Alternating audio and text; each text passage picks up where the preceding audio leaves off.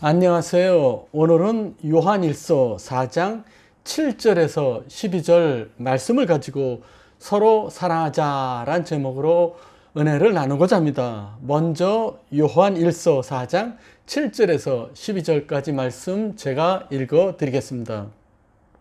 사랑하는 자들아, 우리가 서로 사랑하자. 사랑은 하나님께 속한 것이니 사랑하는 자마다 하나님으로부터 나서 하나님을 알고 사랑하지 아니하는 자는 하나님을 알지 못하나니 이는 하나님은 사랑이심이라. 하나님의 사랑이 우리에게 이렇게 나타난 바 되었으니 하나님이 자기의 독생자를 세상에 보내심은 그로 말미암아 우리를 살리려 하심이라. 사랑은 여기 있으니 우리가 하나님을 사랑한 것이 아니요 하나님이 우리를 사랑하사 우리 죄를 속하기 위하여 화목제물로 그 아들을 보내셨음이라. 사랑하는 자들아, 하나님이 이같이 우리를 사랑하셨은즉 우리도 서로 사랑하는 것이 마땅하도다. 어느 때나 하나님을 본 사람이 없으되 만일 우리가 서로 사랑하면 하나님이 우리 안에 거하시고 그의 사랑이 우리 안에 온전히 이루어지느니라. 아멘. 오늘은 요한서신 가지고 은혜를 나누고자 합니다. 요한복음, 요한서신, 요한계시록 모두 사도 요한이 기록한 책입니다. 요한은 예수님의 사랑을 많이 받았고 또한 예수님을 많이 사랑했던 제자였습니다. 물론 예수님이 요한만 사랑한 것은 아니었습니다. 예수님은 모든 제자들을 사랑하셨습니다. 그러나 요한은 예수님의 사랑을 가장 많이 받은 사람이라고 생각하고 예수님을 많이 사랑했습니다. 요한은 예수님이 십자가에 달려 돌아가실 때도 십자가 앞에서 예수님의 어머니 마리아를 모시고 갔던 제자였습니다. 그 자리에서 어머니를 부탁하는 예수님의 간절한 음성을 들은 사람이었습니다.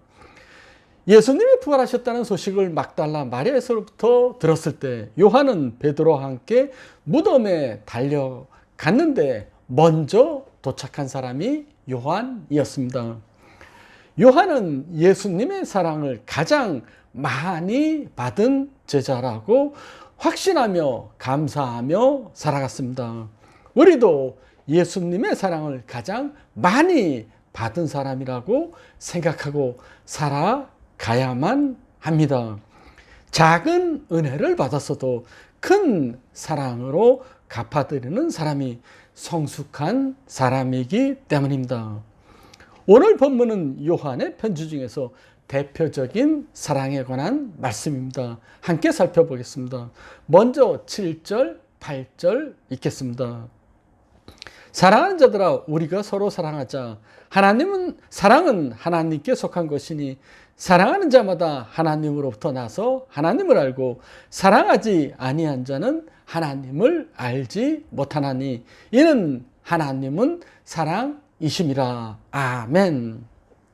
사랑하는 자마다 하나님으로부터 나서 하나님을 안다고 말하고 있습니다. 사도 요한은 사랑은 하나님께 속한 것이라고 하였습니다.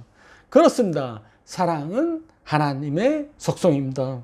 우리가 하나님을 사랑하고 교회를 사랑하고 이웃을 사랑하는 사랑은 사랑이신 하나님께로부터 받은 것이기 때문입니다. 그리고 사랑하는 자마다 하나님께로 난다고 하였습니다.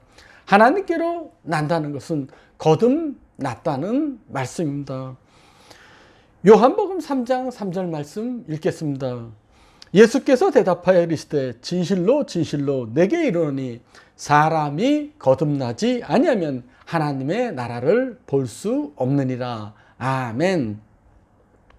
이 광경은 예수님과 니고데모와 이야기하는 상황입니다.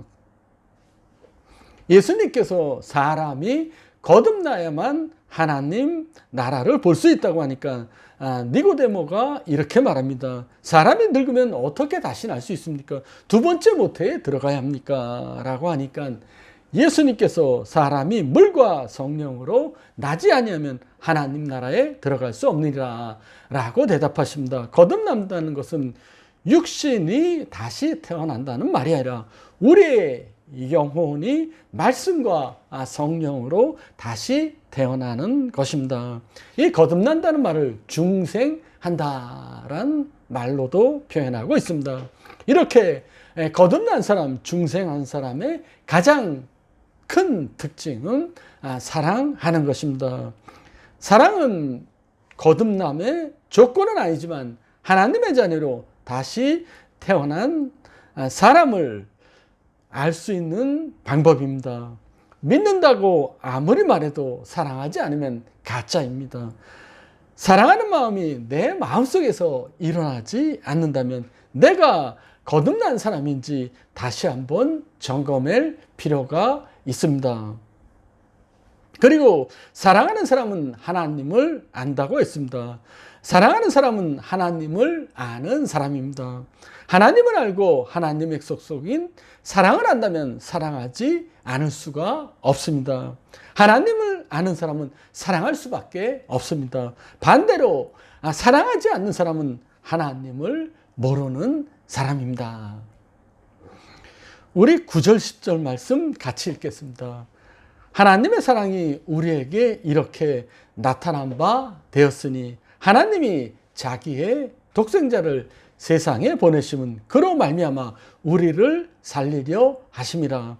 사랑은 여기 있으니 우리가 하나님을 사랑한 것이 아니요 하나님이 우리를 사랑하사 우리 죄를 속하기 위하여 화목제물로 그 아들을 보내셨음이라. 아멘. 이 말씀은 하나님은 우리를 사랑하사 독생자 예수 그리스도를 보내셨다는 말씀입니다.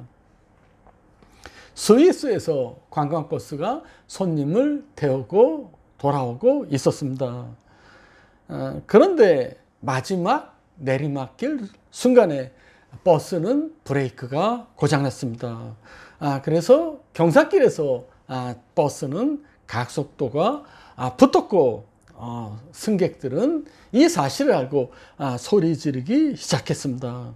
그리고 마지막 커브길을 돌아서 이제 마을로 들어가면 안전하게 도착할 수 있는 상황이었습니다. 그런데 마을 모퉁이에서 아이들이 놀고 있었습니다. 길 한가운데서 놀고 있던 아이들을 쫓아버리기 위해서 운전수는 클락션을 계속 울려댔습니다.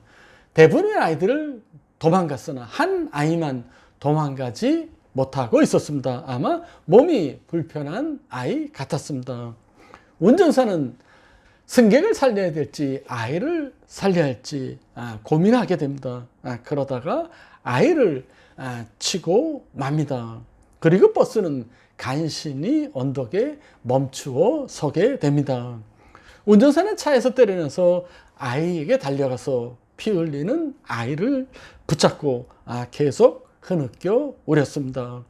그러자 사람들이 운전수를 살인자라고 비난하기 시작합니다. 그때 젊은 청년이 와서 외칩니다. 모두들 그만두십시오. 저 아이는 바로 운전사의 아들입니다. 여러분들을 살리기 위해서 자신의 아들을 친 것입니다. 저분은 살인자가 아니라 여러분들의 생명의 은입니다. 라고 이렇게 말을 했습니다. 하나님은 자신의 아들을 죽이고 승객을 살린 운전수처럼 하나님의 독생자 예수 그리스도를 죽이시고 우리를 살리셨습니다.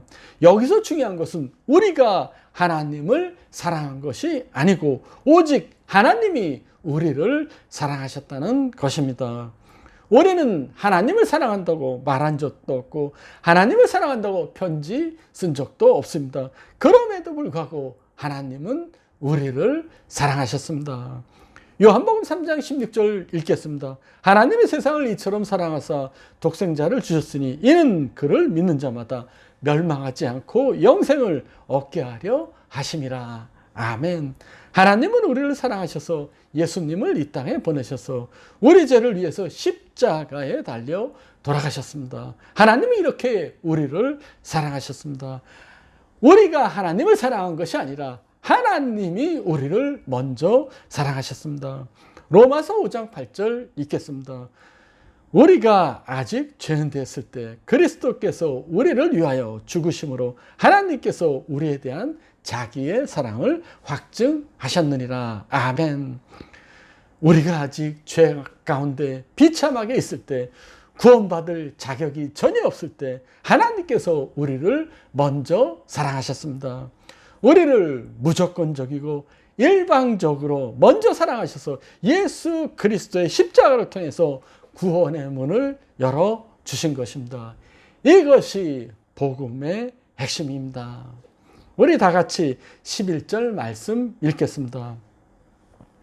사랑하는 자들아, 하나님이 이같이 우리를 사랑하셨은즉 우리도 서로 사랑하는 것이 마땅하도다. 아멘.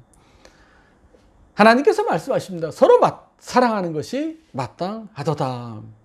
하나님은 우리를 사랑하셔서 예수 그리스도를 이 세상에 보내주셔서 우리 대신하여 십자가에서 돌아가게 하시고 우리에게 이제는 새 계명을 주셨습니다. 서로 사랑하는 것입니다. 우리가 서로 사랑해야 되는 이유는 먼저 하나님의 사랑을 먼저 받았기 때문입니다. 여기서 마땅하다고 하시는 말씀은 사랑이 그리스도인의 의무라는 것입니다. 그렇습니다. 사랑은 그리스도인의 의무입니다. 우리는 단지 하나님의 사랑을 받는 것으로 끝나면 안 됩니다. 이제는 하나님의 사랑으로 다른 사람을 사랑해야만 합니다. 여러분, 사랑은 이론이 아닙니다. 논리가 아닙니다. 그 철학자 임마누엘 칸트라는 사람이 있습니다. 이 사람은 논리적이고 신중하지만 우유부단한 성격을 가지고 있었습니다. 한 번은 여인과 사랑하고 있는데 도저히 사랑한다고 고백을 하지 않았습니다. 그러자 여인이 먼저 청혼을 하게 됩니다. 내가 당신을 사랑합니다. 저와 결혼해 주십시오 라고 청혼을 하자 칸트는 이렇게 대답합니다. 저도 사랑합니다. 한번 생각해 보겠습니다 라고 대답을 합니다. 그리고 칸트는 그때부터 도서관에서 가서 결혼과 사랑에 대한 연구를 시작하고 자료를 모집하기 시작했습니다. 그리고 공부하다가 여인과 결혼하기로 최종 결론을 내렸습니다. 드디어 여인의 집에 가서 문을 두드리면서 외칩니다. 나와 결혼해 주십시오. 내가 당신을 사랑합니다 라고 소리쳤습니다. 그때 여인의 아버지가 나와서 이렇게 말했습니다. 너무 늦었습니다. 내 딸은 이미 새 아이의 어머니가 되었습니다. 여러분, 사랑은 많이 알고 있는 게 중요한 것이 아닙니다. 고린도전서 13장 사랑의 장이라고 합니다. 어떤 사람은 다 외웁니다. 말도 잘합니다. 그러나 행함이 없습니다. 사랑은 그런 것이 아닙니다. 사랑은 말이 아닙니다. 사랑은 실천합니다. 사랑은 행할 때 사랑이 되는 것이기 때문입니다. 작은 것이라도 사랑을 실천할 때 하나님의 사랑이 비로소 사랑으로 나타나기 때문입니다.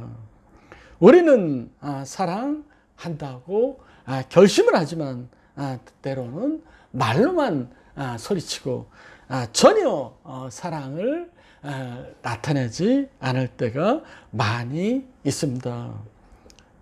여러분, 세상에서 가장 먼 거리가 사람의 머리에서 가슴을 지나 팔, 다리까지의 거리입니다. 어떤 사람은 평생 이 길을 가지 못한 사람들도 있을 것입니다. 여러분, 생각하고 말하고 결심만으로 달라지는 것 아무것도 없습니다. 부지런히 손과 발을 움직이고 행함으로 나타나야만 합니다. 잠정강성교회 신앙, 3H 신앙, 제가 자주 얘기했죠. 말씀이 헤드, 머리로 들어와서 말씀이 하트, 가슴으로 내려가서 뜨겁게 느끼고, 그리고 말씀이 핸드 앤 풋, 손발로 내려가서 행할 때 말씀이 완성되는 것입니다. 사랑도 마찬가지입니다. 사랑도 머리로 들어가서 이해하고 가슴으로 뜨겁게 느끼고 손발로 나갈 때 사랑이 완성되기 때문입니다. 그러면 우리가 어떻게 사랑을 해야만 합니까? 첫 번째는 서로 믿어야만 합니다. 사랑은 서로에 대한 신뢰가 바탕이 되어야만 합니다.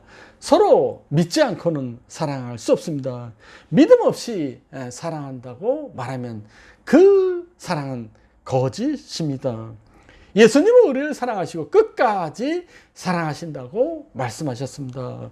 우리를 끝까지 믿어주시겠다는 말씀입니다.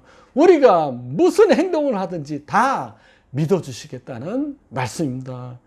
요한복음 13장 1절 말씀입니다. 유월절 전에 예수께서 자기가 세상을 떠나 아버지께로 돌아가실 때가 이른 줄 아시고 세상에 있는 자기 사람들을 사랑하시되 끝까지 사랑하시니라. 아멘. 예수님은 이 땅에서 마지막 시간을 보내고 있습니다. 이제는 몇 시간 뒤면 십자가를 져야만 합니다. 예수님은 어떠한 일이 이룰 줄 다 알고 있습니다.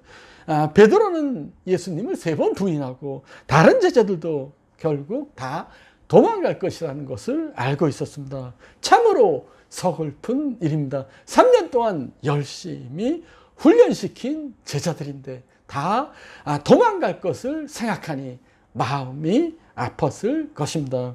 그럼에도 불구하고 예수님은 제자들에게 끝까지 사랑하시겠다고 말씀하고 계시는 것입니다. 베드로는 예수님의 예언대로 예수님을 3번 부인하고 고향으로 내려갔습니다. 예수님을 배반했습니다. 이분은 항상 예수님을 사랑한다고 했지만 결국 예수님을 배반하고 말았습니다. 그러나 예수님은 베드로를 끝까지 사랑하셨습니다.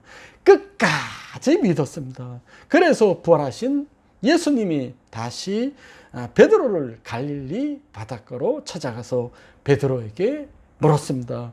요한의 아들 시몬아, 내가 이 사람들보다 나를 더 사랑하느냐? 무슨 뜻입니까? 내가 이 사람들보다 나를 더 믿느냐라는 뜻입니다. 그때 베드로가 대답합니다. 주님, 그렇습니다. 내가 주님을 사랑하는 줄 주님께서 아십니다. 내가 주님을 믿는 줄 주님께서 아십니다. 라는 말입니다. 이 만남 이후에 베드로는 180도 달라집니다. 죽기까지 순교하는 사람으로 변하게 됩니다. 어떠한 유혹과 환난 가운데서 예수님을 향한 믿음을 끝까지 잃지 않고 제자로의 삶을 살아 나갔습니다. 예수님이 베드로를 끝까지 믿어 주셨기 때문입니다. 그렇습니다. 사랑은 서로 믿는 것입니다. 부부 간에도 서로 믿어야 합니다. 부모와 자식 간에도 서로 믿어야 됩니다. 성도들 간에도 서로 믿어야 됩니다. 이런 믿음이 있을 때 우리는 서로 사랑할 수 있게 되는 것입니다. 그리고 사랑은 두 번째로 서로 배려하는 것입니다. 배려가 무엇입니까? 상대방의 마음을 살피는 것입니다. 이해하는 것입니다. 그렇습니다. 서로 이해할 때 사랑할 수 있습니다. 예수님이 왜 이 땅에 오셨습니까? 화목제물로 오셨습니다. 죄로 인해서 하나님과 원수되었던 우리를 예수님이 화목제물이 되어주셔서 하나님과 우리 사이를 하나 되게 하셨습니다. 예수님이 우리를 이해하시고 배려해 주셔서 우리의 죄를 덮어주신 것이었습니다. 예수님이 우리를 이해해 주시고 배려해 주지 않았다면 오늘 우리가 그리스도인이 될 수 없었을 것입니다. 벌써 지옥불에 떨어졌을 것입니다. 그러나 예수님이 화목제물로 죽으셨기 때문에 오늘 우리가 이 시간에 하나님께 예배드리고 있는 것입니다. 이제 우리는 서로 사랑해야만 합니다. 그러나 우리는 다른 사람을 배려하는 마음이 부족합니다. 모든 것을 내 중심적으로 생각합니다. 내가 기준이고 다른 사람을 나에 맞추라고 합니다. 내가 법이고 내가 정의입니다. 그러나 이런 마음을 가지고 결코 다른 사람을 이해할 수가 없습니다. 다른 사람을 사랑할 수가 없습니다. 어떤 과학자가 실험을 합니다. 통 안에 벼룩을 넣고 뛰어 하니까 벼룩이 높이 뛰었습니다. 그 다음에 두 번째는 벼룩을 꺼내서 다리를 다 잘라버립니다. 그리고 다시 통 안에 넣습니다. 그리고 명령합니다. 뛰어! 여러분, 벼룩이 다리가 다 없는데 어떻게 뛰겠습니까? 그러자 이 과학자는 보고서를 이렇게 결론을 내립니다. 벼룩은 다리를 떼어내면 귀가 먹게 된다. 다리가 없어서 뛰지 못하는 건데 이 과학자는 벼룩이 귀가 먹어서 뛰지 못한다고 결론을 내린 것이었습니다. 누구의 판단입니까? 과학자 개인의 판단입니다. 사실을 깨닫지 못한 채 자기 주관에 의해서 판단한 것입니다. 여러분, 인간관계가 자꾸만 오해가 생기고 자꾸만 틀어지는 이유가 무엇입니까? 상대방을 이해하려는 마음이 부족하고 상대방을 배려하는 마음이 부족하기 때문입니다. 상대방이 좀 부족해도 좀 마음에 들지 않더라도 너그러운 마음으로 포용해 줄 때 우리는 서로 사랑할 수 있게 되는 것입니다. 여러분, 배려하는 마음을 가지시기를 부탁드립니다. 이 만약에 배려하는 마음이 없게 되면 어떻게 됩니까? 상대방의 허점과 약점만 보게 됩니다. 상대방의 약점 때문에 내가 힘들다고 상대방은 오히려 비난하게 됩니다. 여러분, 사랑하게 되면 모든 것이 다 좋게 보입니다. 눈이 멀게 됩니다. 여러분, 상대방을 이해하십시오. 여러분, 배려하십시오. 상대방을 이해하고 배려하고 사랑하게 되면 모든 것이 완성되기 때문입니다. 그리고 세 번째, 우리 사랑하려면 서로 섬겨야 합니다. 예수님의 사랑은 섬김의 사랑입니다. 우리를 위해서 목숨을 내어주신 희생의 사람입니다. 마가복음 10장 45절 말씀입니다. 인자한 곳은 섬김을 받으려 하니라. 도리어 섬기려 하고 자기 목숨을 많은 사람의 대속물로 주려 함이라. 우리가 예수님의 사랑을 닮아가려면 다른 사람을 위해서 목숨까지 내어 놓는 마음으로 섬겨야만 합니다. 다른 사람을 위해서 최선을 다하여 섬기라는 말씀입니다. 영국의 한 전쟁 영웅이 병들어 죽었을 때 그 집에서 나온 일기가 큰 화제가 된 적이 있습니다. 일기에 이렇게 써 있습니다. 나는 오늘 여왕에게 받은 훈장을 홍수로 인해서 피해를 입은 이웃에게 성금으로 전달했습니다. 더 값진 것을 주고 싶었지만 그것이 내가 줄 수 있는 마지막 것이었습니다. 이 전쟁 영웅은 자신이 갖고 있던 재산과 재물을 이미 다른 사람에게 다 베풀어 주었습니다. 이제 마지막 남은 훈장까지 다 내어놓은 것이었습니다. 이 기사가 신문에 나가자 성금이 여기저기에서 몰려들기 시작하고 홍수와 같이 성금이 몰려들었다고 합니다. 여러분, 성금이란 지금 내가 할 수 있는 최선의 것을 행하는 것입니다. 비록 그것이 다른 사람 보기에는 보잘것없는 것일지라도 내가 최선을 다하면 거기에는 하나님의 놀라운 역사가 일어나기 때문입니다. 여러분, 사랑은 말이 아닙니다. 여러분, 사랑은 생각이 아닙니다. 여러분, 사랑은 결심이 아닙니다. 여러분, 사랑은 행함이고 실천입니다. 어떤 사람이 선을 행하는 사람에게 물었습니다. 당신은 다른 사람에게 많이 나눠주면서 어떻게 살아갈 수 있습니까? 라고 물었습니다. 그러자 그는 이렇게 대답했습니다. 하나님께서 제게 너무나 풍족하게 베풀어 주셔서 제가 나눠주지 않고는 압사 당하기 때문입니다. 라고 말했습니다. 그렇습니다. 하나님은 우리에게 많은 것을 이미 주셨습니다. 받은 은혜와 축복을 다른 사람과 나누는 것이 사랑입니다. 그러나 우리에게 주신 은혜와 축복을 나누지 않고 나만을 위해서 쌓아 놓는다면 우리는 결국 눈덩이처럼 불어난 욕심에 의해서 깔려 죽고 말게 될 것입니다. 여러분, 이제는 서로 나누고 섬겨야 됩니다. 이런 섬김의 사랑이 나타날 때 우리들의 공동체는 놀라운 하나님의 아름다운 공동체가 되기 때문입니다. 여러분, 코로나로 어렵습니다. 그러나 이렇게 어려울수록 하나님께서 나를 먼저 사랑하신 이 독생자 예수 그리스도께서 돌아가시기까지 사랑하신 그 사랑을 생각하며 다른 사람을 사랑하시길 부탁드립니다. 우리의 공동체, 우리의 가정과 또한 우리의 일터와 그리고 우리의 교회에서 서로 믿으며 서로 배려하며 서로 섬기며 사랑하는 여러분이 되시기를 주님의 이름으로 축원합니다. 아멘.